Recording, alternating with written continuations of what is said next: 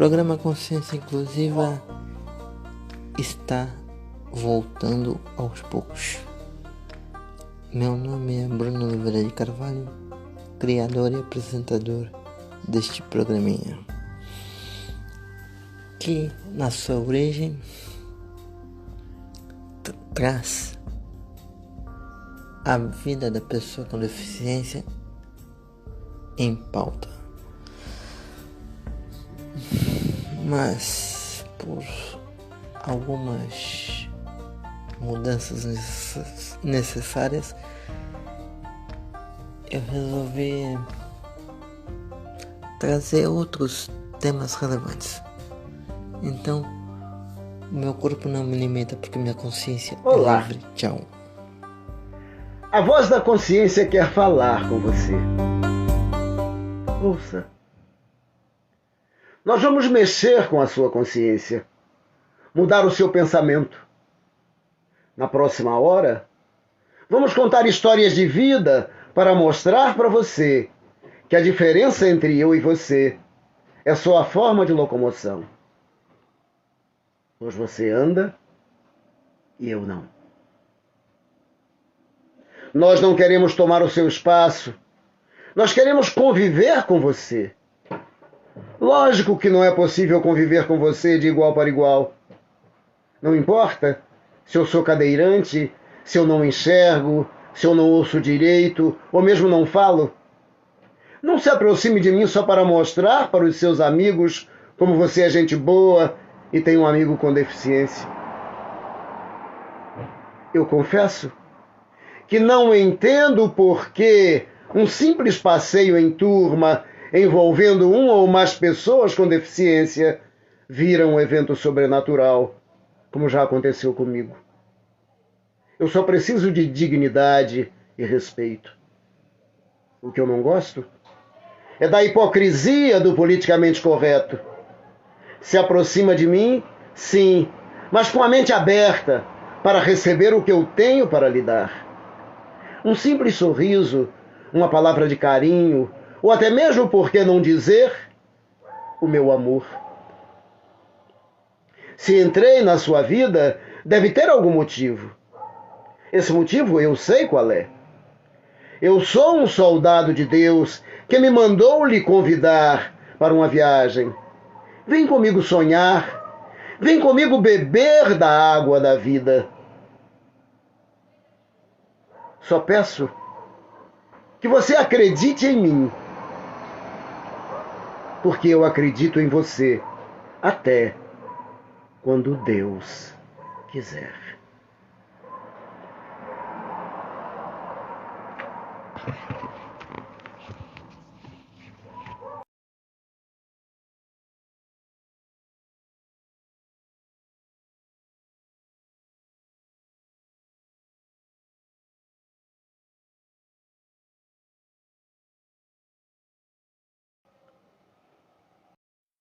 Boa noite para você que me assiste nesse vídeo.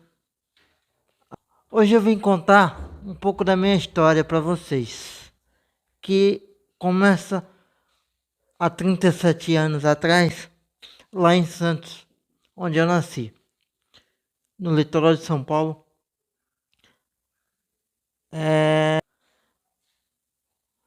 Eu nasci prematuro de 6 meses, tenho paralisia cerebral, mas tem duas versões para o mesmo fato.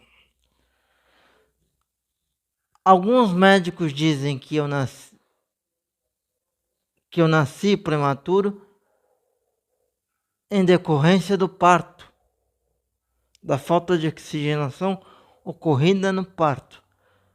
Outros dizem que foi numa viagem feita por uma questão de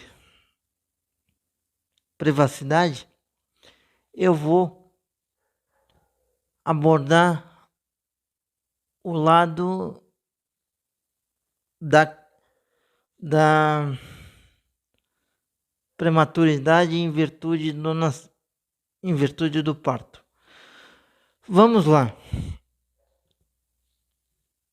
Como eu disse, Eu nasci prematuro de 6 meses, tenho paralisia cerebral em decorrência do parto, da falta de oxigenação ocorrida no parto. Ok? Ok. Aos 2 anos de idade, fazendo um exame chamado fundo de olho,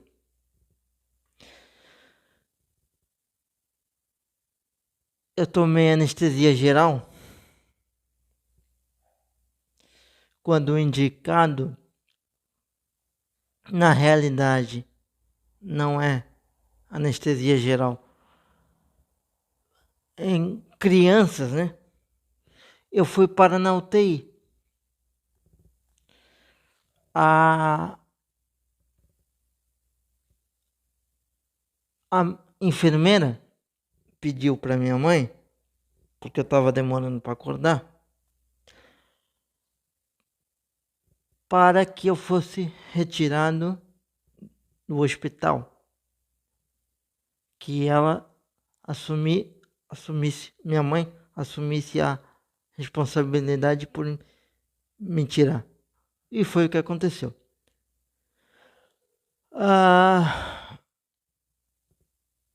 Eu tô contando isso para mostrar para você que vai me assistir, ou para vocês que vão me assistir, a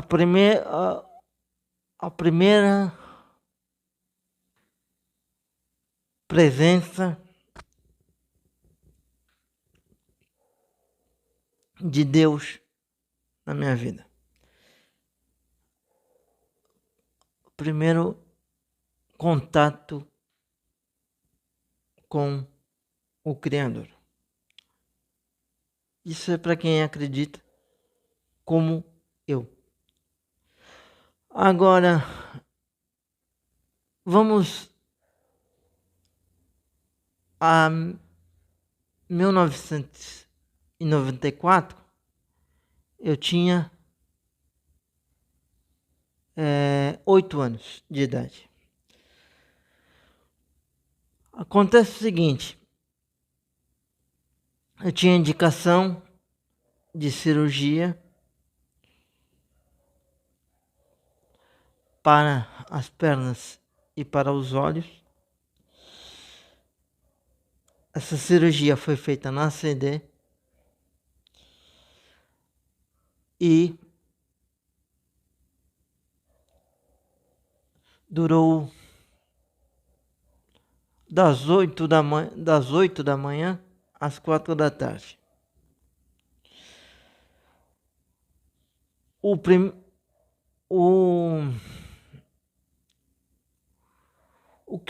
que aconteceu? Que eu acredito que é mais um exemplo da presença de Deus na minha vida. Por quê? Da enfermaria que eu estava,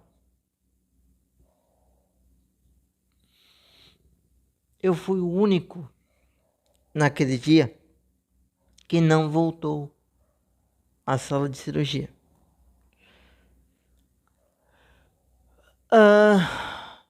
Por quê? Acredito que pela fé daquela que sempre me acompanhou durante a vida inteira, que foi a minha mãe.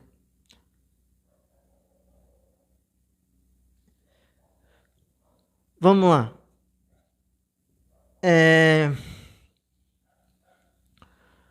Vamos passar a contar a minha experiência escolar. Aconteceu da seguinte maneira. Assim, em 89, a minha mãe descobriu o Colégio Sede Sapiense, ali no Canal 5, em Santos. Hoje é em frente ao Jean Piaget, se não me engano. Onde eu consegui construir, junto com a minha mãe e com a direção do colégio, uma estrutura que pudesse me atender. Mas antes disso, houve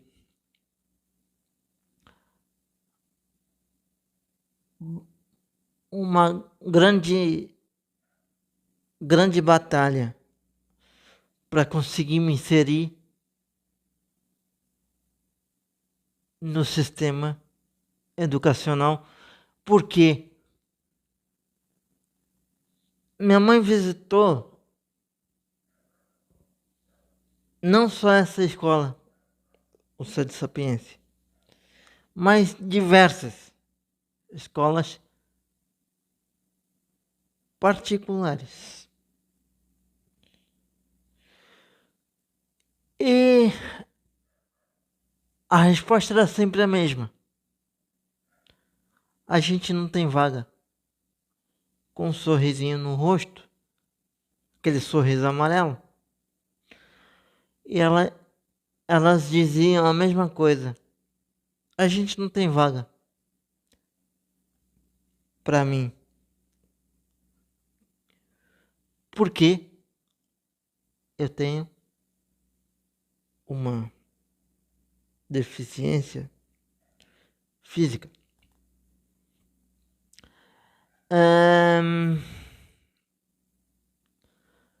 Vamos lá.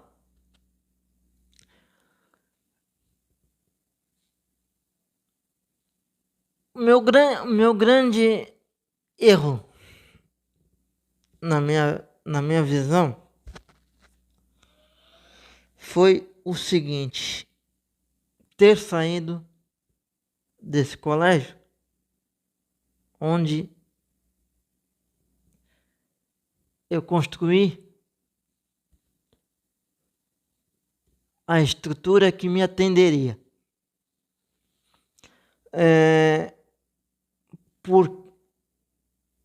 Por quê? Na quinta série, significa que eu tinha 11 para 12 anos. Eu tive um professor chamado Professor Edson, que eu aproveito esse vídeo para pedir perdão a ele. E pedir perdão também à minha mãe por ter saído do colégio.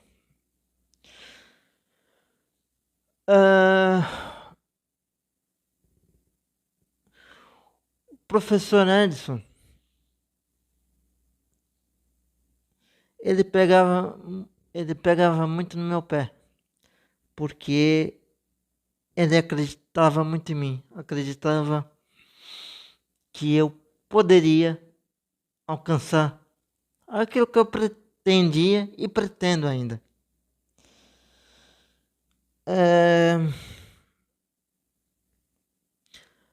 Só que eu não tinha essa maturidade que eu tenho hoje. Porque, para quem não sabe, eu tinha o que a gente chama de auxiliar para escrever em provas e lição em classe, né? Atividades em classe.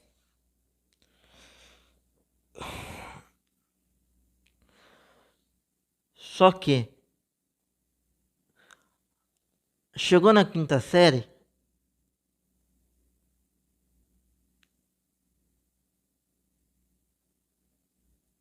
eu já não tinha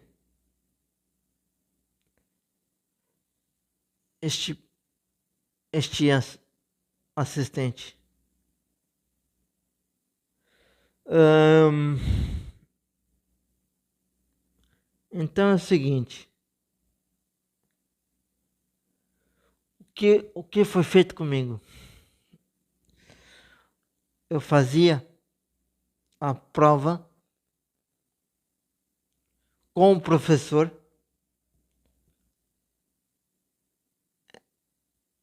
em professor da matéria separadamente dos outros alunos. Até aí tudo bem.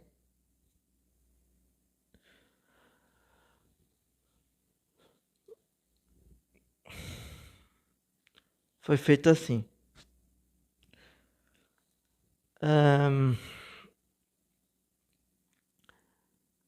Aí é o seguinte.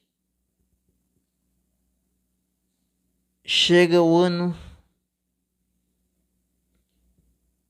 de 2000.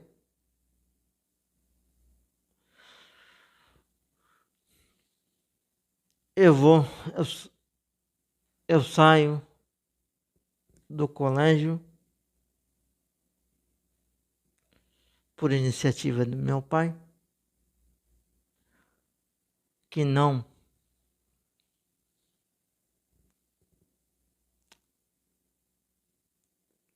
entendia como é que eu podia, é, não escrever à mão. E ele achava que aquilo era uma responsabilidade do colégio.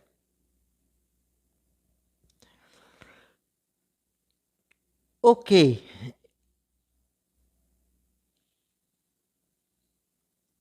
eu saí.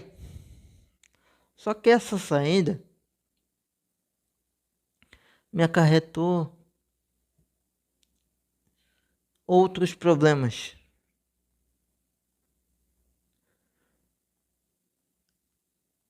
Que foram os seguintes.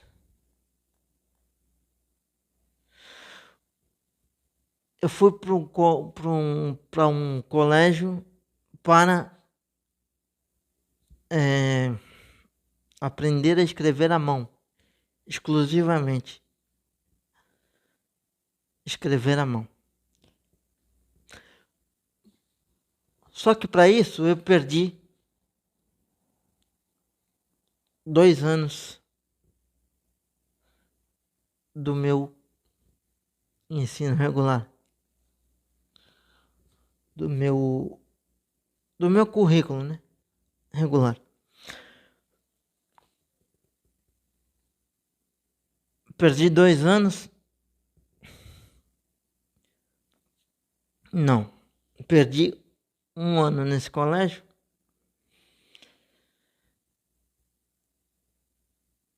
Que foi o seguinte. Eu participei de reuniões. Aliás, quando cheguei no colégio, eu participei de uma reunião que foi me prometido o seguinte: que seria feito um trabalho à parte para que eu aprendesse a escrever à mão. Tá, eu aceitei. Só que eu perdi a sétima. Perdi a sétima, porque foi em 2000.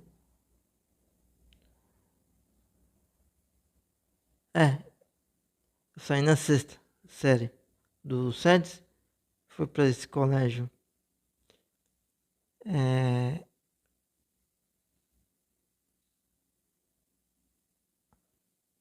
Que, que queria e que fez um trabalho à parte.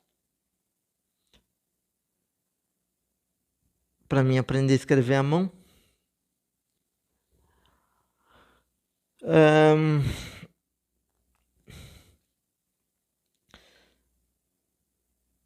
Foi feito esse trabalho. No ano seguinte,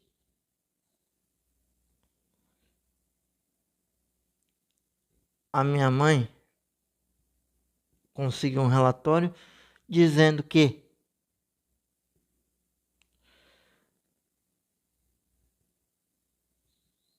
poderia ter sido feito o que foi prometido para mim naquela época.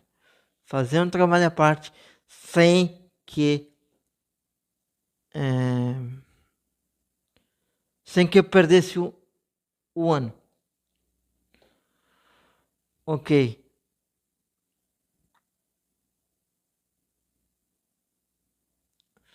Fui para um outro colégio.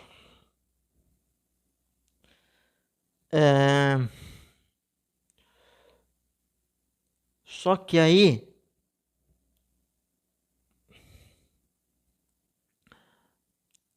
em comum acordo com a direção do colégio, me voltaram mais um ano. Eu fiz 2 vezes a sexta série. Por causa de uma dificuldade que eu sempre tive com a bendita da matemática.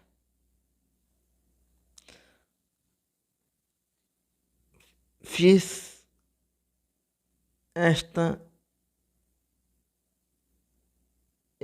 este ano de novo por causa da matemática. Aí eu fui para um terceiro colégio, dito especializado em atender pessoas com deficiência.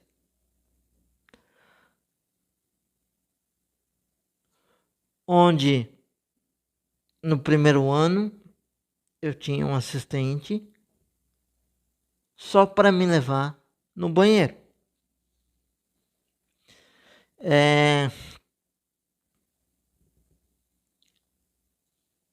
Que para quem não sabe, a minha condição física natural não permite que eu vá no banheiro sozinho, eu preciso de ajuda. Ok? Passei um ano inteiro numa boa, tranquilo, coisa e tal. Aí chegou 2005. Esse auxiliar, esse assistente que eu tinha, foi tirado, foi demitido. Ok. Aí é que tá. O que passou a acontecer? Passou a acontecer o seguinte.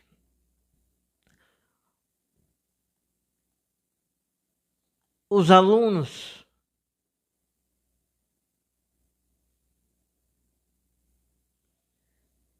passaram a me ajudar a ir no banheiro. Os alunos do ensino médio. Aí eu já tô no ensino médio, tá? Eu faço a 8ª série nesse colégio, especializado em pessoas com deficiência. Na verdade é um colégio misto, que atendia também ensino regular, ou seja, os alunos normais. Que aliás eu sempre cursei classe regular, sempre cursei o ensino regular. O que acontece? Eu vou para o ensino médio.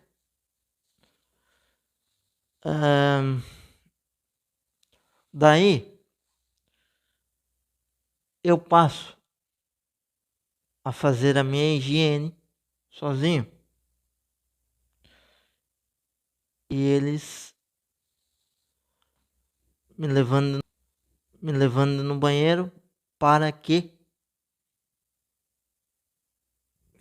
pudesse fazer você sabe o que. Fim das contas, o que que acontecia? Eu voltava.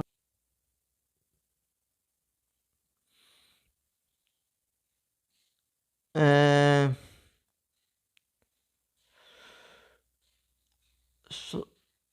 só que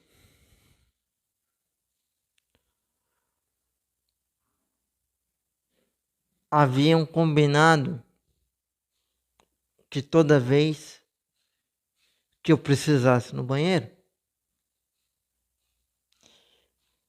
eu fosse à diretoria pedir o auxílio da diretora.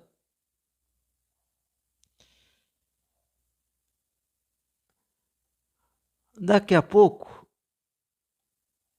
chega num determinado período do ano, e daqui a pouco eu vou precisar ir no banheiro, vou até a diretoria. Só que uma servente me interrompe e fala: o que você vai fazer na diretoria? Eu vou chamar a diretora como foi combinado. Eu falei: você, você não vai. Você vai voltar para a sala de aula. Sendo que eu ia no banheiro nos intervalos de aula entre uma e outra. Ok? Eu nunca... é, eu nunca saí de uma sala de aula sem pedir permissão. E não tinha para quem pedir, porque foi na hora da saída, na hora da troca entre um professor e outro. Ok. Aí o que que acontece? Eu comunico à minha mãe de que eu sairia do colégio. Minha mãe não gosta da minha decisão.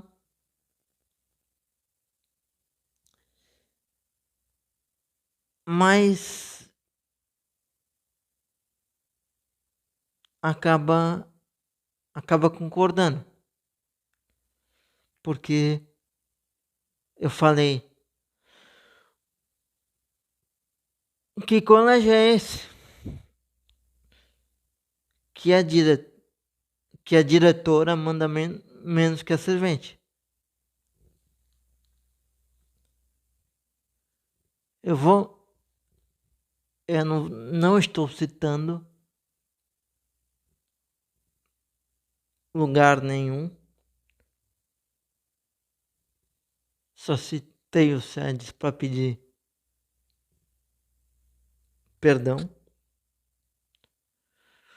Porque se eu tivesse feito o que a minha mãe queria, que era ter ficado no SEDES, hoje talvez eu tivesse uma profissão, que eu vou chegar lá já já.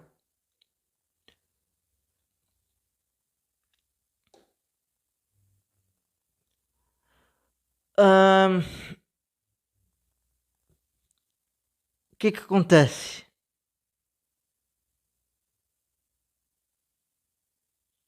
Eu saio desse colégio e tive depressão. Eu não queria sair de casa, não queria fazer coisa nenhuma da vida.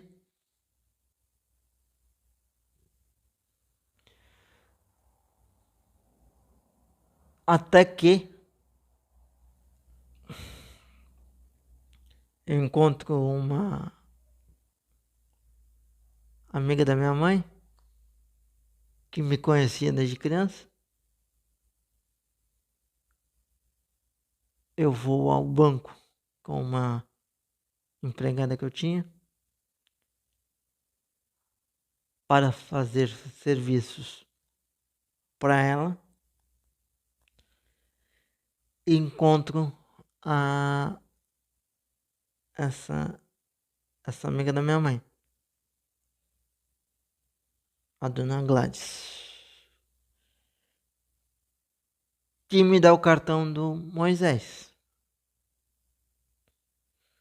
da PBS Guarujá, um clube de paradesporto, onde eu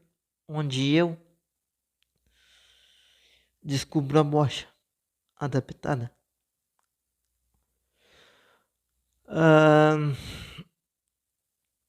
Mas voltando, né?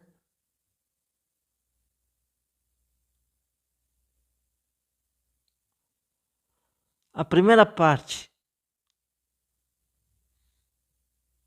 da minha história termina aqui. Vamos a toda a parte do meu contato com a comunicação, que começa aos 12 anos de idade. Sendo que eu sempre gostei de falar, escrever, coisa e tal.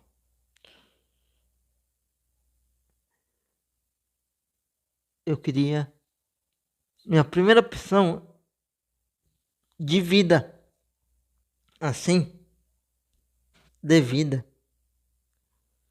Minha primeira opção profissional era o jornalismo.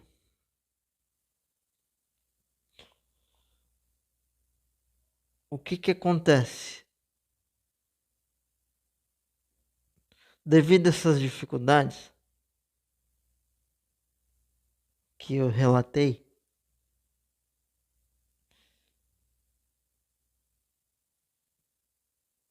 e que se eu tivesse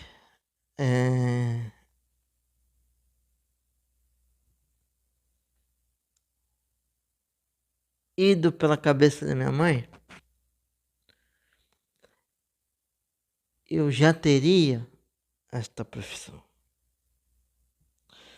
Mas o que acontece na minha vida? Acontece o seguinte: um atraso de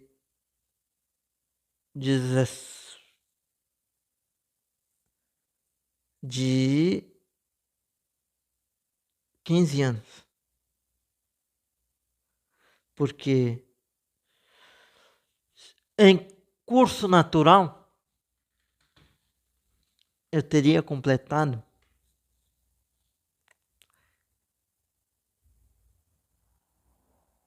o ensino médio lá em 2003, 2004. já poderia ter feito uma faculdade, seja qual fosse.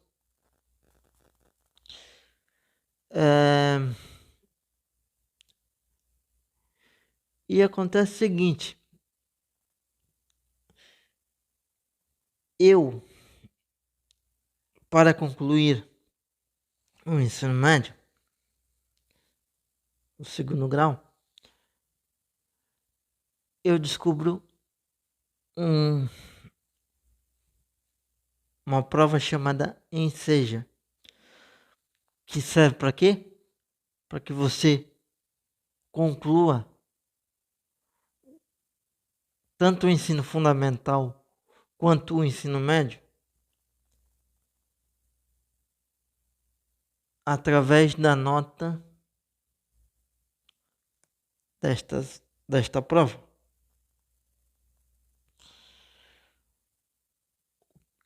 O que acontece?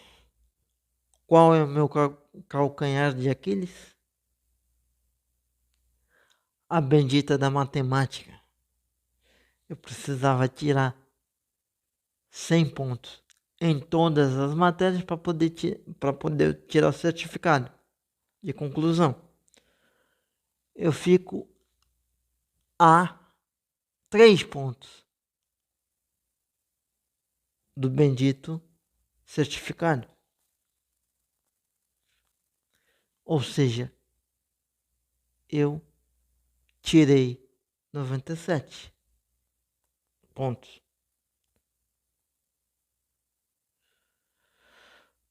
Bom, acabando a primeira parte, né? Vamos passar a segunda. Aos 12 anos de idade,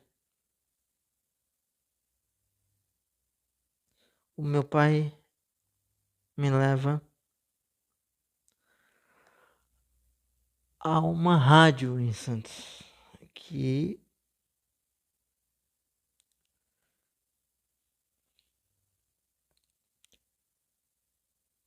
ele tinha conhecimento do proprietário, porque era cliente dele. Aí ele vai tomar café com esse com esse com esse senhor, que eu não sei se eu vou falar aqui, mas acho que sim. Era o Gil Mansur da antiga Rádio Cultura. Ele era hora do almoço, ele pede pro locutor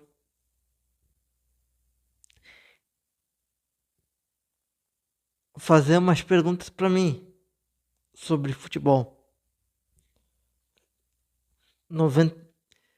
Isso era 1998. O locutor, que eu não vou lembrar quem era, pergunta para mim o seguinte: e o Santos, hein? Eu falo bem assim: não caindo, tá ótimo. O Leão começa a sua primeira passagem no Santos em 1998, quando é campeão da extinta Mercosul. Eu saio da rádio todo feliz, sabendo que era aquilo que eu queria fazer da minha vida.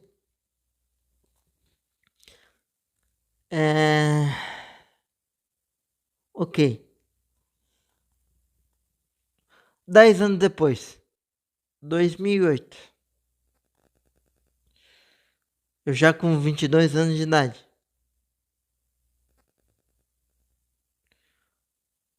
Eu falo pra minha mãe: mãe, eu vou abrir um blog. Que naquela época era né, o boom da comunicação no sentido de no sentido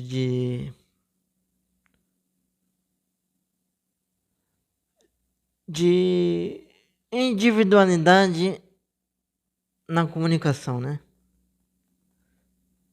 Você escrever para você mesmo. Minha mãe fala o seguinte: contanto que você não faça do seu blog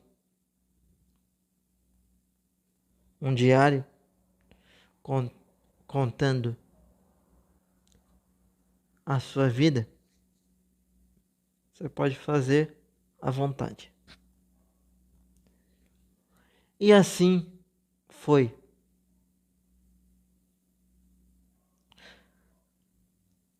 Só que a vida, ela é feita de pequenos sonhos que não se resume ao jornalismo e à comunicação. Os meus sonhos sempre tiveram a política no meio, a comunicação sempre foi presente. E eu vou dizer que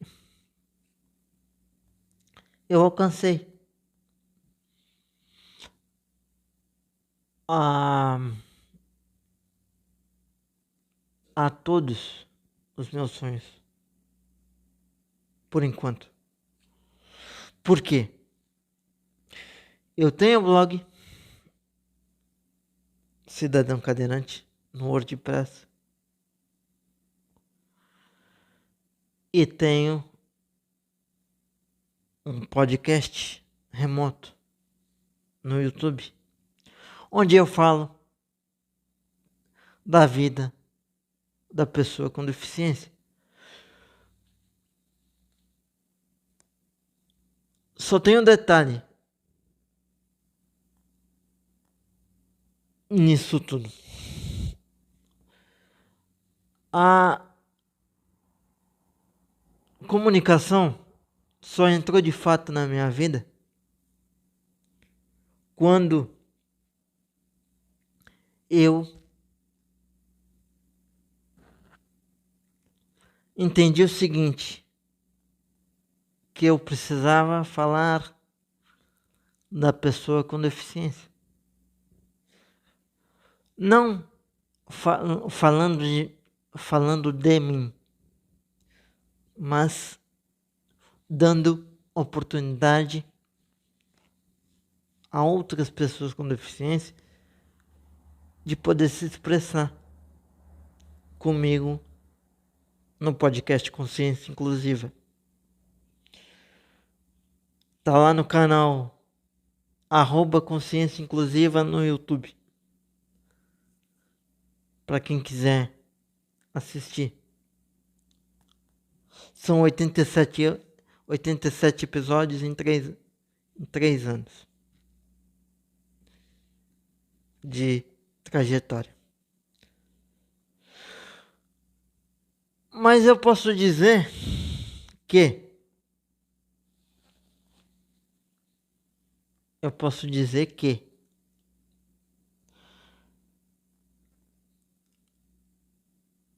a trajetória de fato começou lá atrás, em 2008.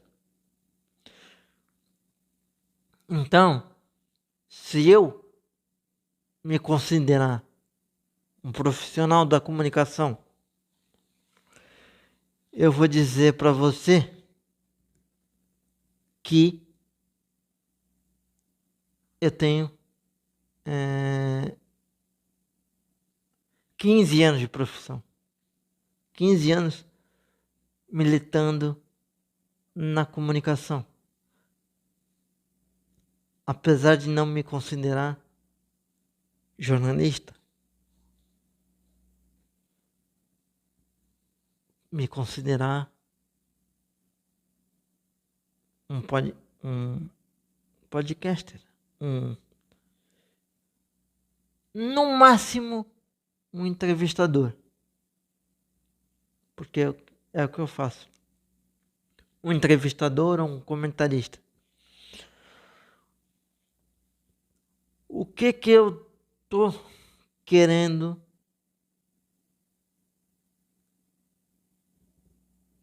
dizer com isso?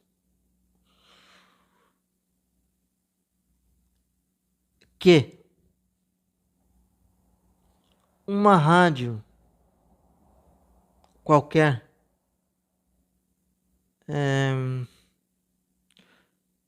pode ser em Santos, pode ser em Osasco, pode ser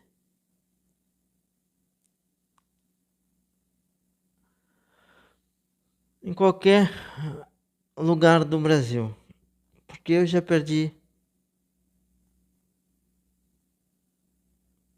a minha raiz, que é a minha mãe. Vamos lá.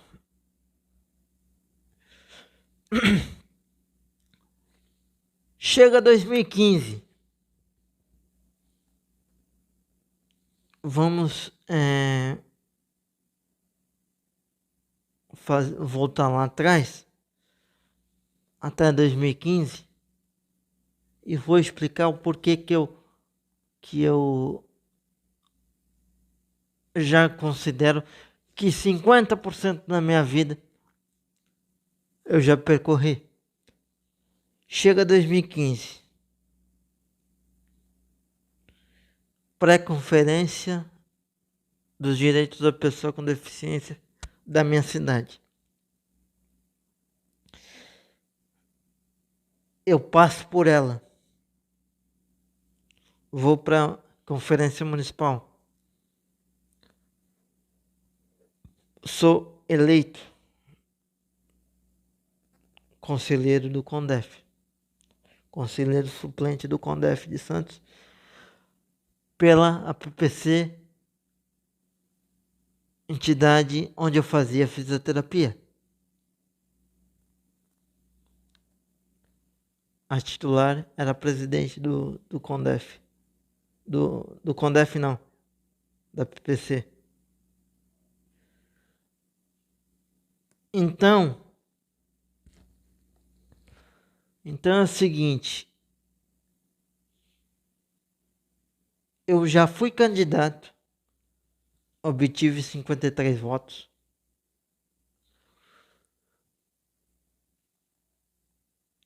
Já fui candidato a vereador, obtive 53 votos. Já fui conselheiro do CONDEF, não concluí, porque minha mãe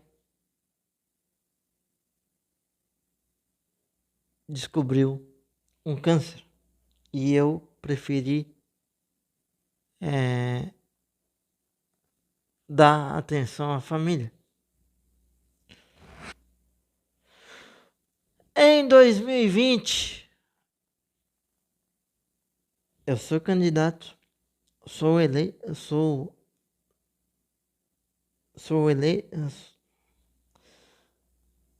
sou candidato, consigo 53 votos. Só que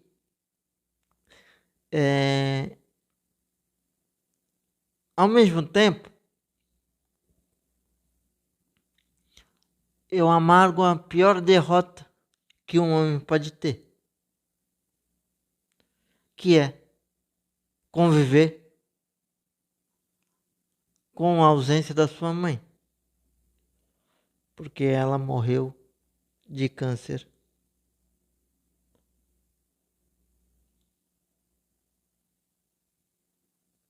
Porque teve o seu tratamento parado por causa da pandemia. Mas eu não vou entrar em questões políticas aqui não. Tô contando minha história.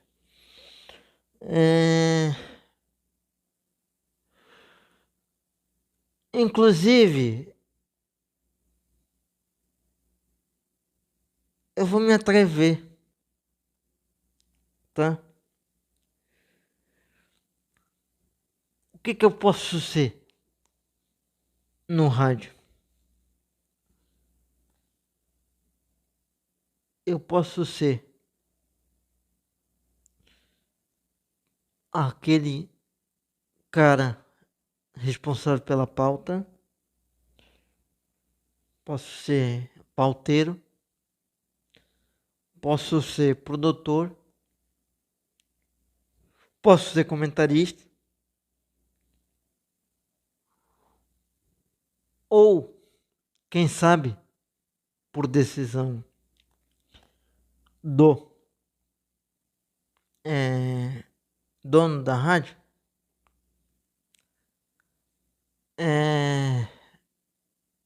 apresentador.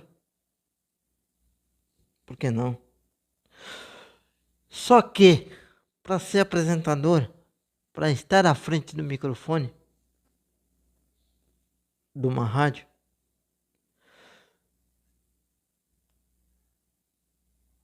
é necessário uma certa dose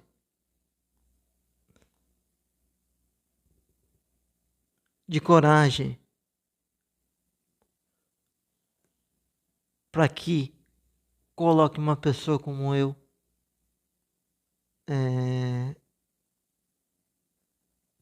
à frente de um programa.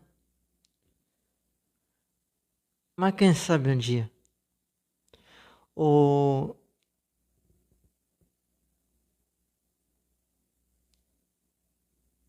seu Francisco Rossi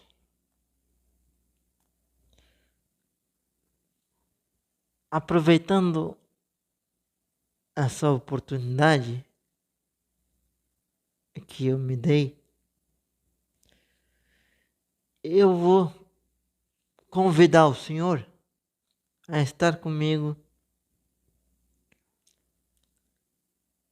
em um episódio para a gente conversar sobre a história política de São Paulo, a partir do momento que o senhor foi candidato a governador de São Paulo,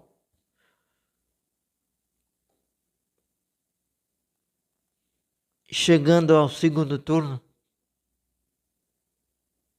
tendo como adversário o governador Mário Covas, da minha cidade. Eu espero você.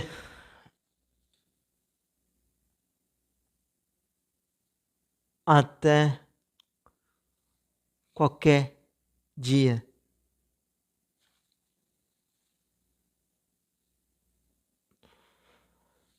Meu corpo não me limita, porque minha consciência é livre.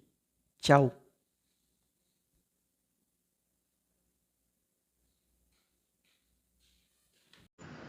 Meu nome é Bruno Oliveira. Sou criador e apresentador do programa Consciência Inclusiva, que, depois de um longo e tenebroso inverno, está de volta. Sempre trazendo em pauta a vida da pessoa com deficiência, como sempre foi. Questões como saúde, educação, política, esporte, a gente sempre trata com um olhar voltado para a pessoa com deficiência, porque acreditamos que a pessoa com deficiência pode ter uma vida normal ou quase normal dentro das suas condições físicas. Meu corpo não me limita porque minha consciência é livre. Tchau. E eu espero você. Olá.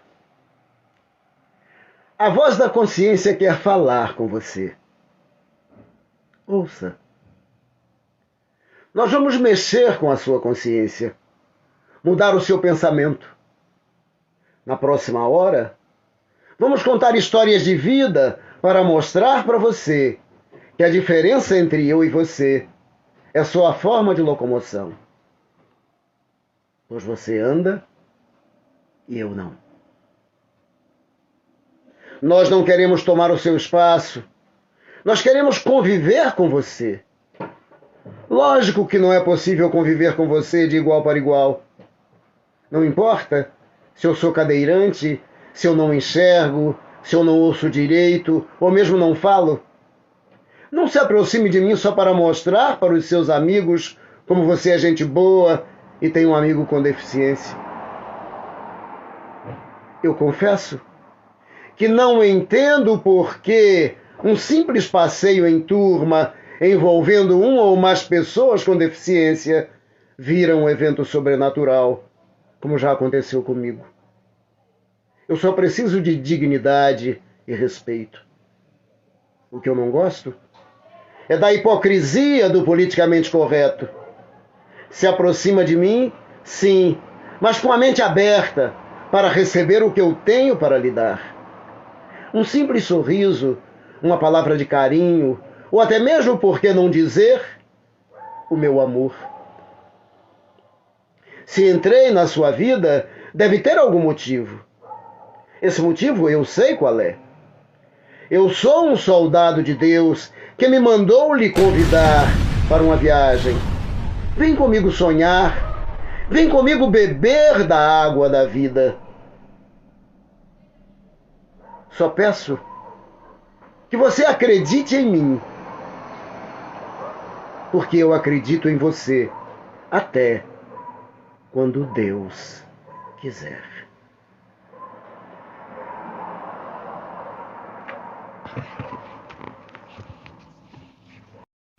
Olá, muito boa noite a todos vocês. É com grande alegria que eu venho aqui para finalizar esse mês tão especial para mim, para toda a equipe do Setembro Verde Esperança. Há 3 anos a gente idealizou essa campanha com uma missão, com o objetivo de falar sobre um diagnóstico tão comum, mais comum do que a gente imagina e tão pouco falado, para que todos os bebês tenham o direito de um melhor cuidado e, se necessário, um melhor tratamento, para que de forma significativa a gente reduza o número de sequelas neurológicas. Veio para trazer esperança, esperançar, que é bem diferente de esperar, né? As crianças realmente não podem esperar. E setembro, muita gente me pergunta por quê. Porque é o mês da primavera, né? Onde as flores nascem. Para mim, sem dúvida, é a estação do ano que mais combina comigo e para cada bebê. Eu tenho a honra de trazer nessa noite para participar dessa live comigo uma apoiadora. Há 3 anos ela recebeu o convite de apoiar a nossa campanha e ela já desde o início falou, claro, eu vou apoiar. O ano passado eu tive o prazer de estar com ela ao vivo. Hoje, mais uma vez, esse ano, eu tinha certeza que não seria diferente. E eu vou chamar aqui, vamos ver se a Vanessa tá entrando. Vanessa Camargo, essa grande mãe e artista, que no meio de tantos ensaios que ela tirou um tempo para estar aqui com a gente falando E uma mãe que é muito especial, que é a Patrícia, que teve a disponibilidade de estar aqui e contar um pouquinho da sua história e da Rafa. Todos esses dias na UTI neonatal. Vou ver se eu consigo falar aqui com a Patrícia e chamar a Vanessa.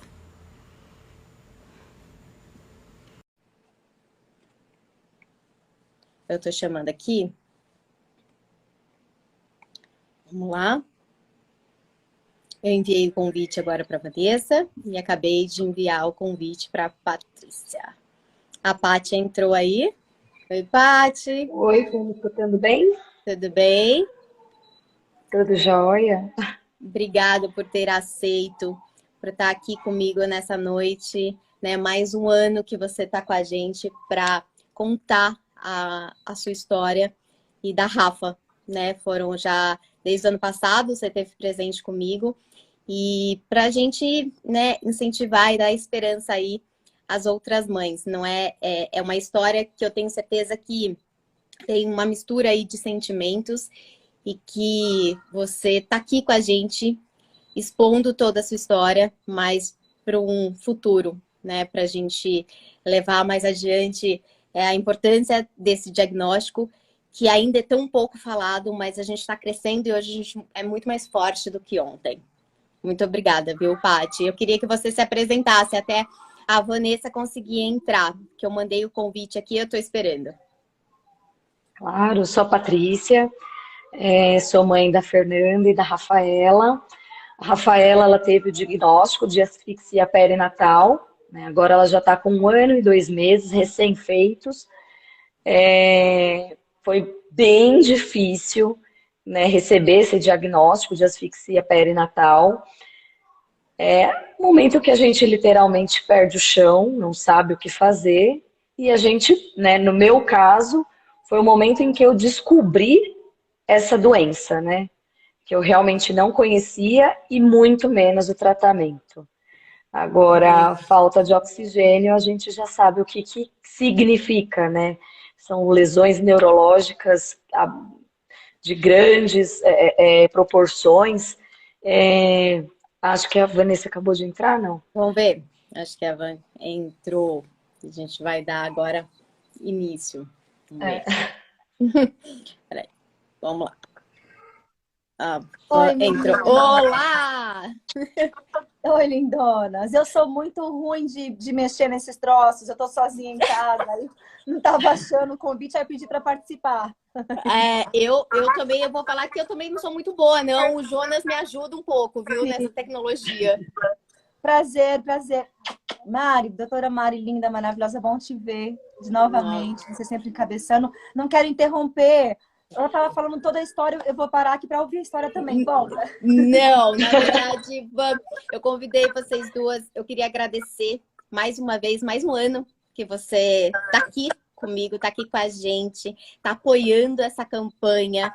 É de fundamental importância a gente ter artistas e mãe como você para falar, né, para apoiar essa causa que dá voz, né? A gente precisa levar informações ao maior número de pessoas. Então, na verdade, eu queria te agradecer. Mais um ano, 3 anos, né? Sim, é um prazer enorme, né? E ouvindo, desculpa, acabei na hora que estava olhando, não olhando o seu nome, para convidar outra convidada. Patrícia. Patrícia, prazer. Estava ouvindo sua história ali. Mas é por isso, assim, quando vocês me contaram da campanha, eu entendi que existia uma forma de alguma forma, impedir que isso acontecesse com várias mães, com várias crianças, várias famílias.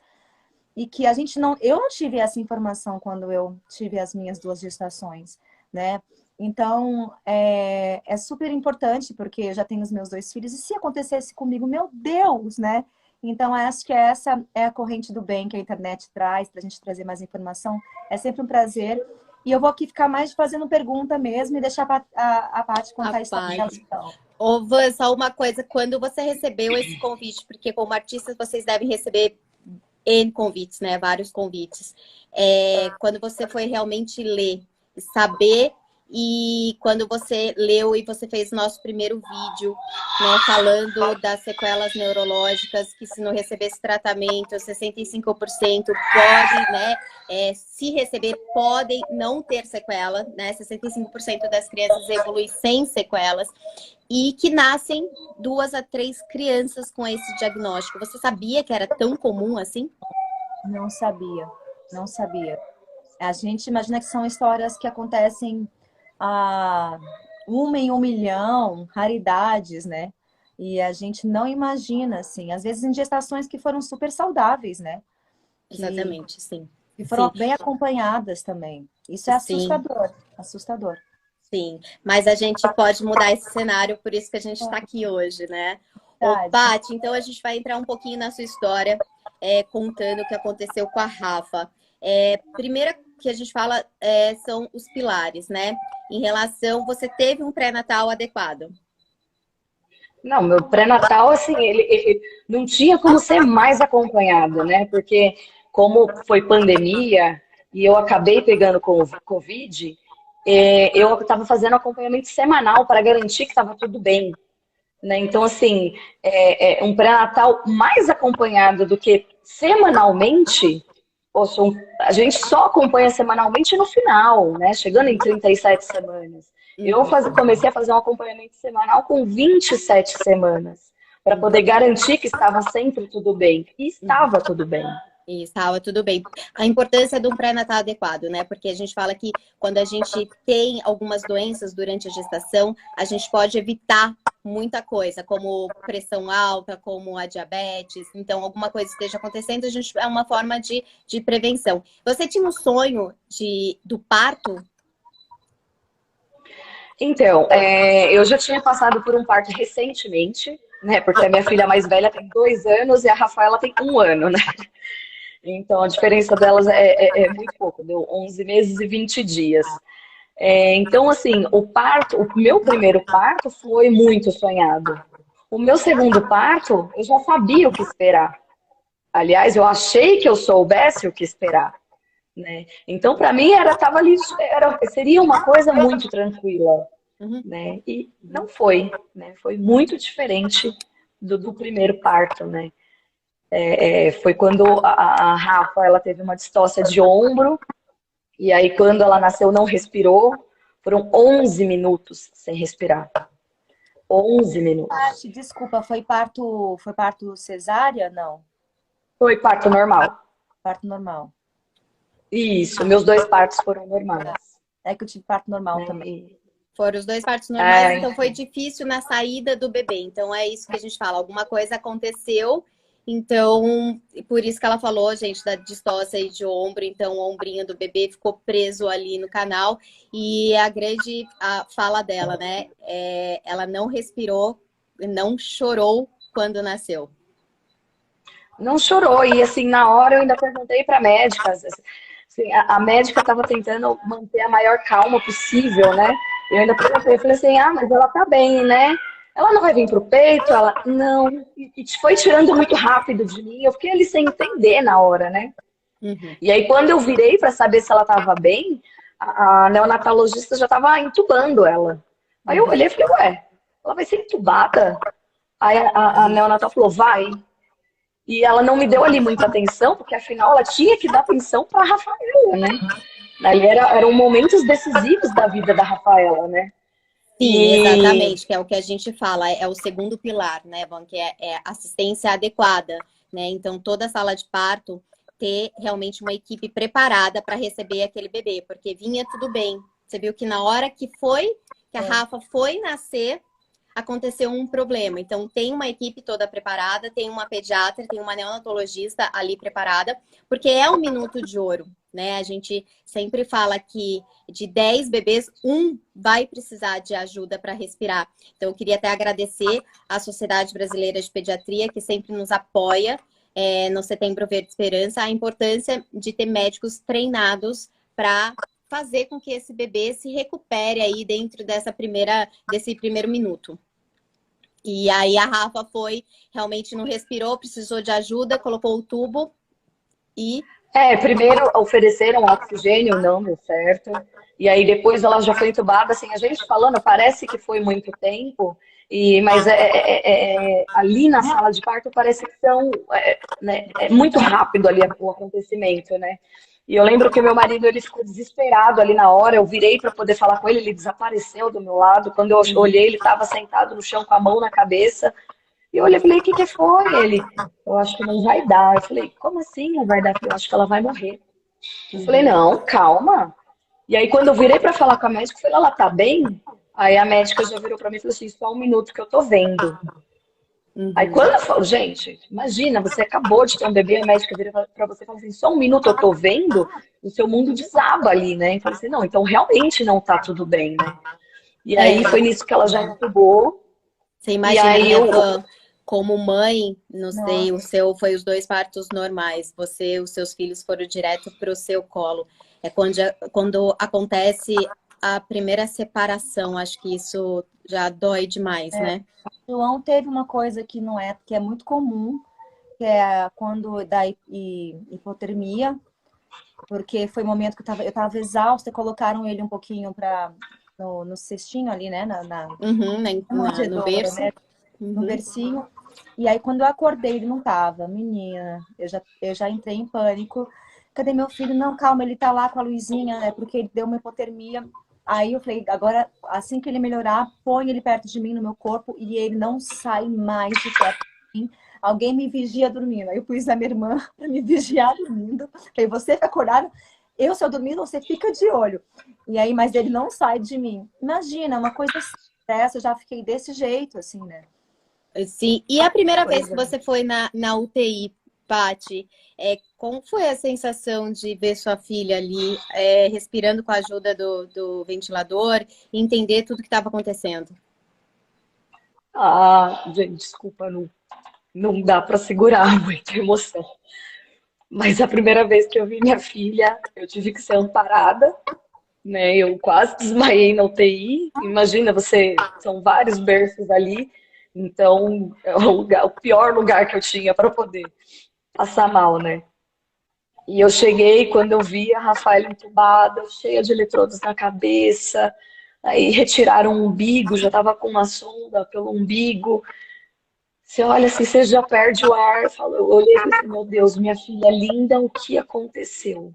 E agora o que que vai ser? Né? Porque Uhum, até então eu não tinha muita notícia do que tinha acontecido, uhum, né? Eu fui saber realmente o que tinha acontecido só no dia seguinte, né? uhum, Porque ali eram momentos cruciais para ela poder ter o tratamento adequado. E eu, assim, que eu sou uma pessoa extremamente neurótica, minhas filhas não saem do meu campo de visão. Meu marido estava instruído na sala de parto, se levarem nossa filha, você vai e me deixa. E uhum, tiveram que levar e ele não podia ir. uhum. E ela não estava no nosso alcance. E quando a gente chega, ela está daquele jeito.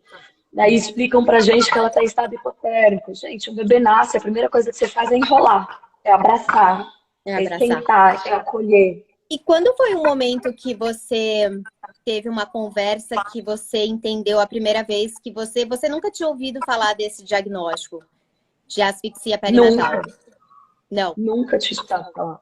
Nunca. nunca, nunca. E quando foi a primeira vez que você entendeu o que aconteceu? Então, é difícil responder essa pergunta, porque entender o que aconteceu foram dias, né? Então, assim, o doutor Gabriel, ele foi no quarto conversar comigo, sabe? Foi um acolhimento, assim, divino. E ele teve que me explicar, naquele momento, pelo menos 4 vezes, porque eu não conseguia entender, né? Uhum, Eu não conseguia absorver.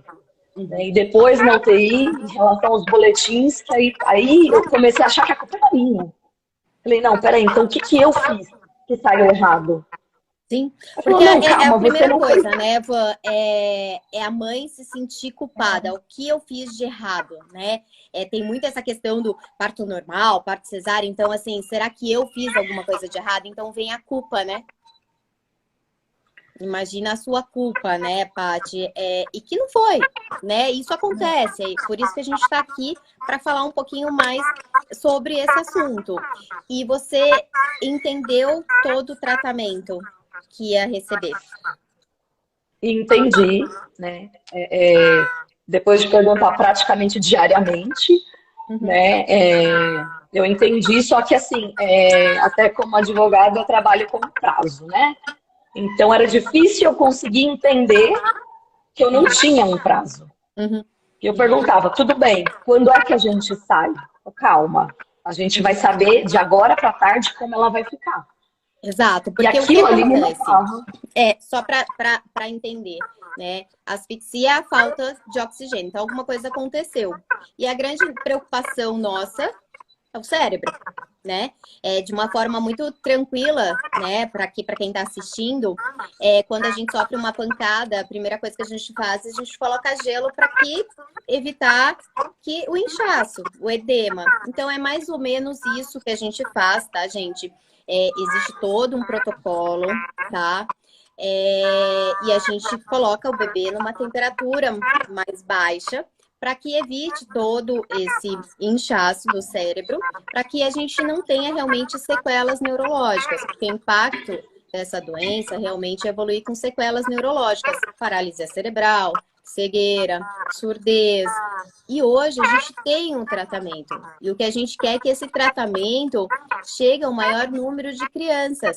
Então a gente está lutando por isso, certo? Então a Rafa foi para o protocolo de hipotermia, mas muito mais do que isso, além do protocolo, a gente estava vendo esse cérebro 24 horas. Existe uma equipe, Ivan, que vê o cérebro, né, a saúde desse cérebro em tempo real. Porque qual que é a importância? O bebê, quando ele convulsiona, às vezes ele não mexe um braço, ele não é bem diferente do adulto, tá? Então a gente não consegue saber se está convulsionando realmente ou não. E as chances de convulsionar são enormes, tá? Então a gente consegue diagnosticar através de todo esse monitoramento do cérebro. E Paty, e a Rafa convulsionou. Convulsionou. A primeira vez que ela convulsionou foi na minha frente. E ela não tem sinal. Literalmente, o que ela fez, a gente trocou o fone aqui, que eu meti o pé na tomada, derrubei tudo. A primeira vez que ela funcionou foi em frente, a única coisa que ela fez um miado. Ela fez assim, ó, mais nada. E eu olhei e falei, nossa, que bonitinho, o que aconteceu aqui? E aí, na hora, já me falaram, né, a técnica de enfermagem que estava no plantão já virou para mim e falou assim, olha, o médico está te chamando, precisa falar com você agora. Eu falei, não, tudo bem, eu já vou, mas eu só queria falar, você precisa ir agora. E eu saí, cruzei com uma equipe médica, que estava vindo ver a minha filha. Então, me tiraram da sala, né, justamente para poder controlar a crise convulsiva dela, né? Porque eles já viram, ou seja, não tinha médico ali com ela estava com a monitorização, já viram o que aconteceu e já foram tratar. Né? Uhum. Então, assim, foi de suma importância, porque foi ali nos mesmos segundos. Uhum. Porque quando a gente trata precocemente, a gente evita a lesão no cérebro. Então, a gente tem um melhor prognóstico, a gente tem um futuro melhor para essa criança, né? Então, o que aconteceu? E o seu sentimento perante a crise convulsiva, o que vinha na sua cabeça? Não, assim, ali o meu mundo desabou pela terceira vez, né? Porque, para mim, assim, a explicação que eu tinha é, cada vez que você tem uma crise convulsiva, são danos cerebrais. Né? Por quê? Porque é um cérebro que já foi ali agredido pela falta de oxigênio, e aí cada convulsão é uma lesão, a probabilidade de uma lesão cerebral é muito grande, né? Só que ela tendo esse tratamento rápido, você consegue evitar isso. Uhum. Né? Então ali na hora eu falei assim, meu Deus do céu, o que a gente sempre se pergunta ali é, e agora? Então vai dar sequela? Tá, com tudo isso, tem sequela? E é a pior pergunta que a gente tem para fazer, porque ela não tem resposta na hora. E a pergunta mais triste que a gente tem de escutar, porque as pessoas a todo momento perguntam isso pra gente. Você vira e fala assim, você vem com uma notícia boa, fala, olha, hoje ela tá bem, hoje ela fez xixi, hoje foi tudo bem. Fala, tá, mas ela vai ter sequela? Aí você vai lá no fundo de novo e fala, não sei. Então, assim, gente, o áudio pra vocês tá bom ou tá ruim? Tá dando um pouco de interferência, Paty. Deixa eu tentar tirar o fone, então. Às vezes é o som. É uma coisa que a Paty sempre me perguntava, realmente, mas Mari, vai ter sequela? Vai ter sequela? E aí eu sempre falava do último pilar, da importância, Van, do acompanhamento, né? Mais uma vez agradecer aqui a ACD, que é uma grande parceira nossa também na campanha Setembro Verde Esperança, a importância desse acompanhamento no pós, e que ela realmente, a Rafa, ela tem todo esse acompanhamento. E, Paty, me diz uma coisa, você chegou a amamentar a Rafa? Como foi a primeira vez que você colocou ela no colo? Primeira vez que ela veio pro colo, ela já tinha 12 dias de vida. Então, assim, Vanessa, você pode ver que você falou do seu filho que quando nasceu você já estava desesperado porque não estava no seu colo. Imagina você esperar 12 dias para você poder pegar no colo. Né? E aí, quando eu consegui pegar ela no colo, as inteiras choraram, né? Porque é um momento assim que a gente esperou lá desde o começo, né? E a princípio ela não veio do peito ainda, porque ela teve um sangramento no estômago, justamente por causa da falta de oxigênio. E então a gente estava comendo, ela não conseguia e não perceber. Então a gente precisava ver se ela conseguia fazer a sucção e engolir adequadamente.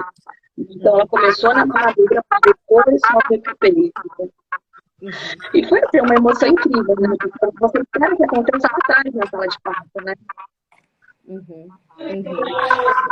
E toda a estimulação, a gente fala que é muito importante, já desde a UTI neonatal. Essas crianças são estimuladas. Então, fica meu agradecimento. Eu tenho uma equipe extremamente treinada.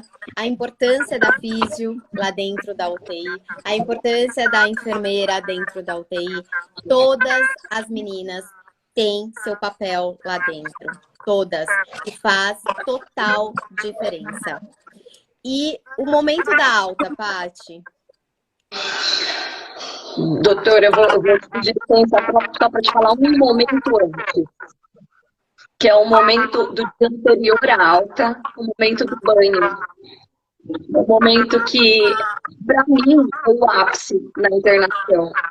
Né? Porque você fica olhando a roupa, você fica o seu bebê com todo carinho.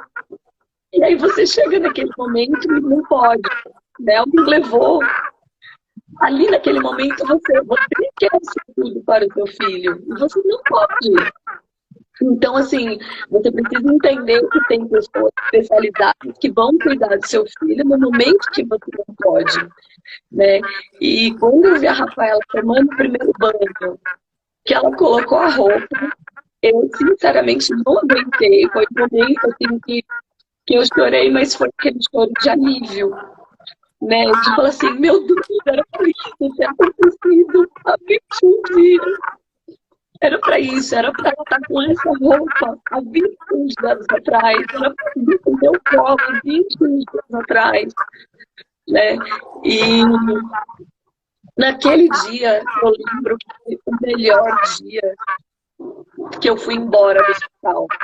Porque naquele dia eu vi que era o último dia que eu ia ter que pedir para alguém deixar pegar minha filha. Né? Por favor, deixa eu pegar minha filha. Né? Menina sempre super feliz. Eu quero até mandar um beijo para a Suzana, que mora no meu coração eternamente.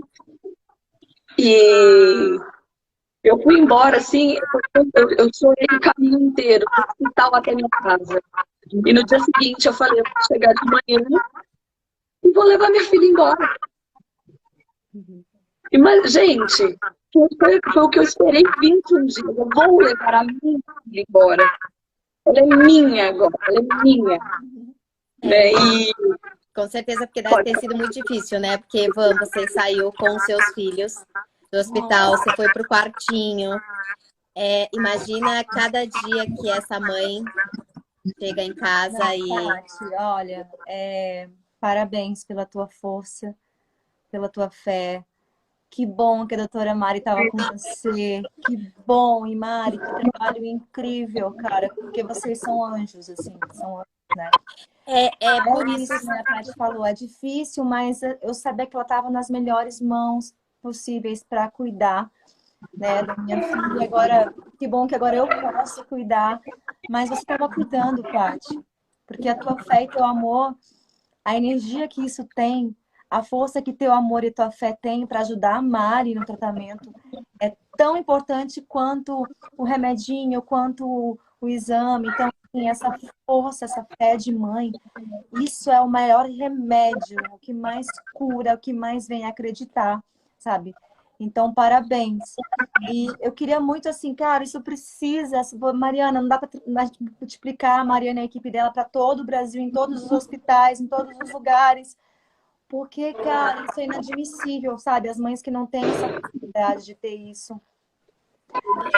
Essa é a nossa missão.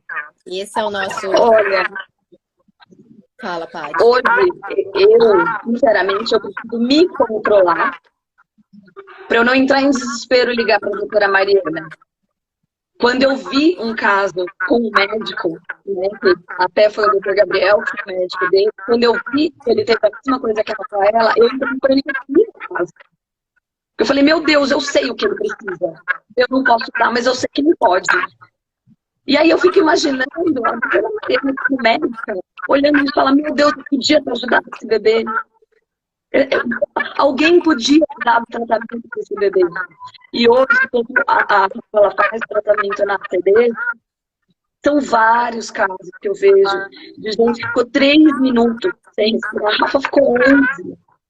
E a criança é inteira paralisada, sabe? Então, assim, ela podia ter tido uma chance. E isso, a primeira crise que eu tive foi dentro da CD, eu tive que ser internada por psicóloga. E foi por causa da minha filha, porque foi uma criança num estado que ela não precisava.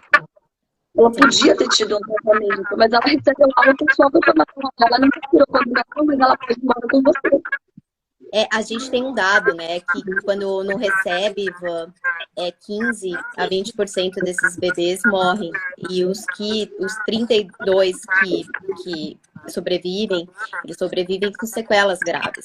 Então, essa é a nossa missão, esse é o nosso objetivo. Que mais informações, você, como artista, dar voz a essa campanha, para que as mães entendam que isso existe, porque só quando a gente cobra que as coisas começam a funcionar. E não é só nas maternidades 5 estrelas que tem que ter. Deixa eu perguntar, o SUS e os hospitais públicos têm essas equipes preparadas para atender essas crianças?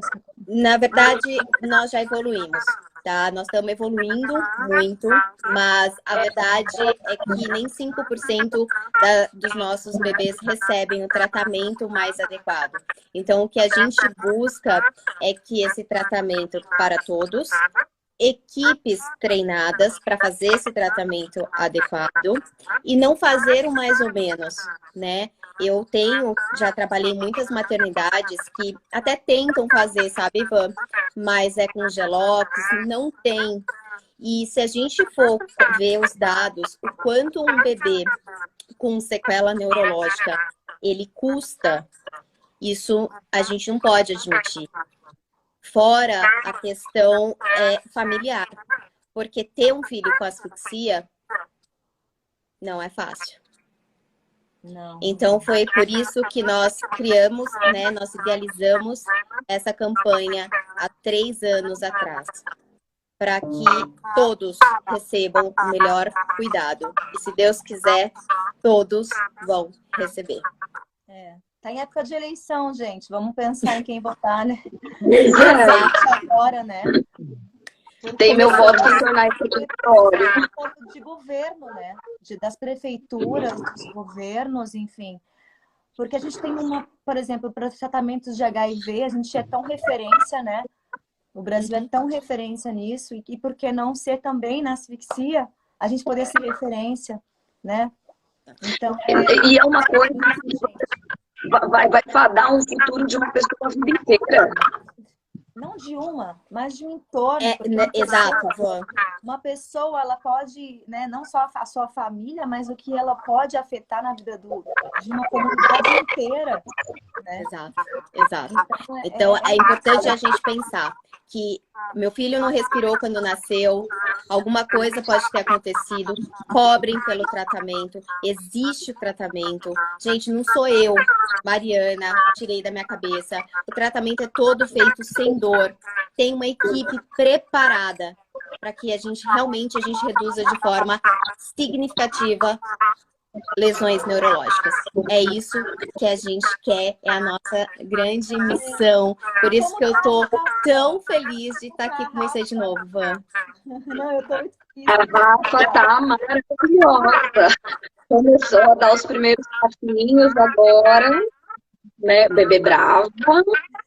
Mas tá linda. Vocês querem que eu bater com ela? Tá acordada aqui. Tocando terror com a avó. Ela tá com um aninho, Ela... 1 ano e 2 meses. Ah, meu Deus do céu. E, Paty, ela tá evoluindo bem? Tá evoluindo super bem. Ela faz fisioterapia desde 4 meses de vida. Né? Com a mesma fisioterapeuta, com a mesma equipe, vem acompanhando. Né? Ela foi submetida à avaliação global para poder verificar a evolução, se estava tudo bem. Né? Então, assim, eles têm um super cuidado para verificar toda a evolução. Né? E a coisa mais feliz que eu escuto é a gente está muito preocupado com a Rafaela. Por quê? Acharam alguma coisa? Não, ela estava muito emocionada. E o quadro dela foi muito grave. Que bom! Que bom, que bom, que bom. Exato, exatamente. Ô, Paty, vê se ela consegue dar um oi pra gente. Enquanto isso, deixa eu ver se tem pergunta aqui na caixinha. Qual a pior... Alguém perguntou qual a pior parte da gravidez. Como uma gestação faz para ter a doutora Mari na sala de parto? Olha, gente, eu faço sala de parto também. Ó, clínica PBSF. Vanessa, então, bastante ajuda aqui. Vamos ver se a Paty... Van, eu não tenho nem meu sorriso, eu não tô aí pertinho de você. Eu tive você o ano passado. Não, mas a gente vai estar junto a vida inteira, porque eu sou muito sua fã. Eu acho esse trabalho muito importante, Mari, sabe? E isso você tomou como uma missão de vida sua. É lindo de ver, né? Se cada um fizer um pouquinho, né? Para trazer essas missões de vida para mudar. E é isso, né? A gente tem um país que pode ser muito melhor, gente. Pode. Oh, meu Deus! Olha lá, olha que gostosa, Van. Oi! Tá jogando beijo. Joga beijo. Oi! Que lindo. Gostou de se ver. Leonina, Já vai ser uma artista, né? olha lá. Bate na casa, filha. Bate a Bate! Bate! É pra isso, Van. É isso que a gente luta tanto, né? Tia. Dá beijo pra tia Van. E aqui? Dá beijo. Muito bem. Muito, muito bem. Tá derrubando tudo.